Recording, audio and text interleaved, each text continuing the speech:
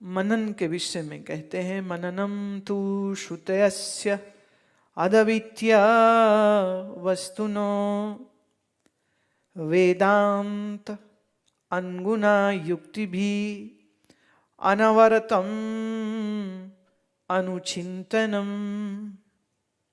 जब हम जो ज्ञान सुना है उस ज्ञान, उस ब्रह्म के ज्ञान के बारे में एक भी क्षण जो सुना है उसकी काटापीटी करने की बजाय ऐसा क्यों बोला, ऐसा क्यों बोला, ऐसा क्यों बोला, वो काटापीटी नहीं करनी है, पर जो सुना है उसकी पुनः पुनः आवृत्ति करनी और बहुत गहराई से उसको सोचने का नाम मनन होता है। When you reflect upon what you heard again and again, that is called मनन। और निधिध्यासन है विजातीय देह आदि प्रत्यय रहिता अद्वितीय वस्तु सजातीय प्रत्यय प्रवाह निधिध्यासनम। अब बहुत ध्यान से इसको सुनना। आपको श्रवण पेट भर के हम करवा रहे हैं।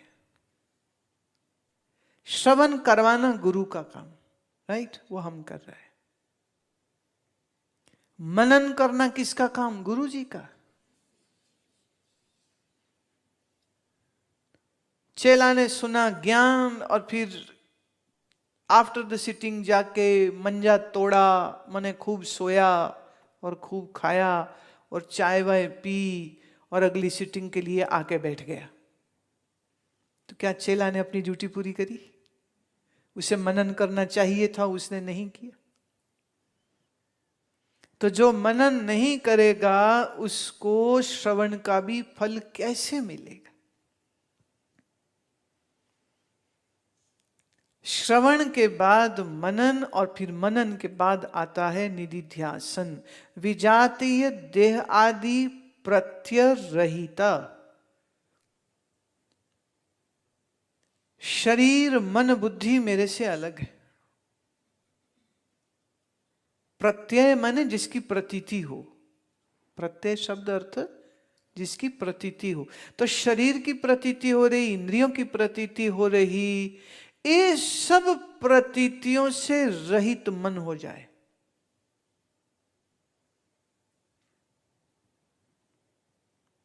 अद्वितीय वस्तु सजातीय प्रत्यय प्रवाह,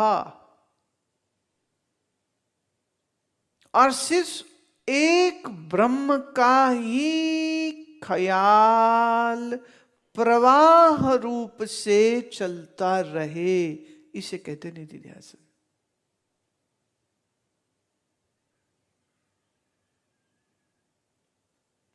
आत्मनिश्चय, आत्मज्ञान, आत्मबोध के लिए श्रवण मनन निधिध्यासन और समाधि चाहिए।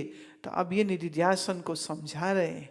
श्रवण कर लिया, इतने से नहीं काम होगा, उसके बाद मनन चाहिए। और मनन के बाद क्या चाहिए?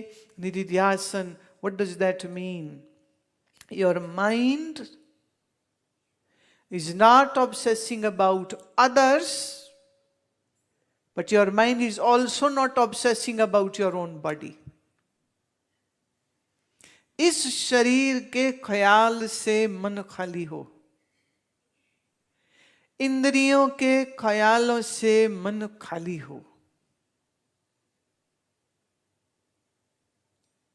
और सिर्फ एक ही ब्रह्म का विचार प्रवाह रूप से। जैसे वो गंगा जी बहती है ना, तो गंगा बही जा रही, नया नया पानी आ रहा पीछे से, पर समान रूप से प्रवाह एक ही लगता है ना। तो उसमें ऐसा नहीं लगता कि जो कल गंगा देखी थी वो आज नहीं है।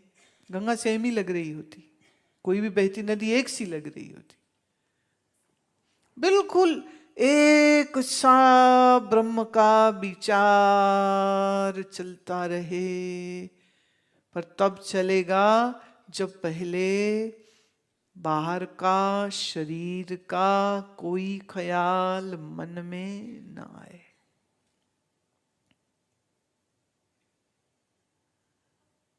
So in another way, आपको ध्यानस्थ होने के लिए वो कह रहे हैं। पर इसमें ध्यान बाहर न ओम पे है, न बिंदु पे है, न चक्रों पे है, न शरीर के किसी हिस्से में है। देखो, आप हृदय स्थान पे एकाग्रता बना लो, ये भी ध्यान हो सकता है। कंठ में बना लो, ध्यान हो सकता है। माथे में बना लो, ये भी ध्यान हो सकता है। सिर में डाल लो ये पूरी अटेंशन, तो ये धारणा भी ध्यान में बदल जाएगी। तो शरीर के बाहर या शरीर के अंदर, पतंजल योग सूत्र में ये बहुत डिटेल हम दे चुके हैं। धारणा बनाइए तो धारणा की परिपक्व, माने maturity of the dharana is getting to be into dhyan. ध्यान सीधे नहीं लग सकता है, उसकी प्रोसेस से।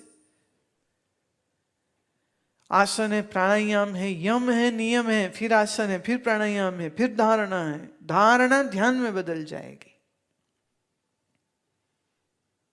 धारणा ही ध्यान में बदल जाएगी।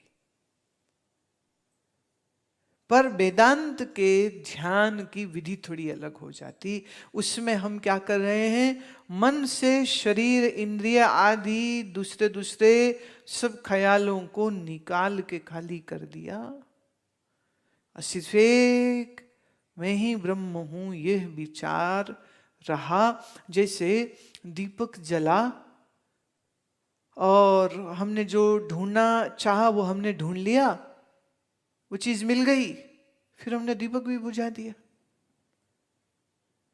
लाइट ऑफ कर दी, अब जरूरत नहीं है लाइट की। ऐसे ही मन में ब्रह्म वस्तु को ढूंढ लिया, मैं ही ब्रह्म हूं, ये जाना। चैतन्य आत्मा ही ब्रह्म है, यह जाना। ये विचार सजाती है। सजाती माने इसके अंदर कोई और दूसरा ख्याल नहीं आना चाहिए। इस सजातीय रूप से यही चलता रहे, चलता रहे, चलता रहे, चलता रहे। अब यहां आएगी दिक्कत, क्योंकि आपका मन तो 3600 चीजों में भाग जाता है। कभी भूख लग गई, उधर ख्याल, कभी बाथरूम आ गया उसका ख्याल, कभी कोई आ गया उसका ख्याल, कोई बाहर आवाज आ गई, ध्यान उधर चला गया। वो कोई शॉपिंग थी, कोई बाजार था, कोई लेना था, कोई देना था, कोई रिश्तेदार था, कोई ये था, कोई वो था, ये था, वो था। मन तुम्हारा 1000 जगह में चला जाता है। तो एक सा सजातीय ब्रह्म का विचार कहां बनता है मन में? स्टेप 1 मन पूरा खाली हो। स्टेप 2 उसी में ब्रह्माकार वृत्ति तभी बनेगी।